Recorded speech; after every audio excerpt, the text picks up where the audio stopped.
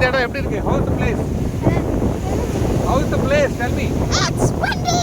Huh? Windy. So இலங்கையில் அருமையான location இது. ஸோ கீரி பீச். இந்த பீச் பேர் கீரி பீச் தானே? சவுத் பார் பீச். தமிழில் என்னது? தமிழ்லையும் அதானா? சவுத் பார் பீச். ஆமாம், வர வழியில் கீரி பீச்சுனாங்க. அது வேற இடம் போனாங்க. Okay, very nice location. Side ஃபுல்லாக விண்டு மில்லுங்க.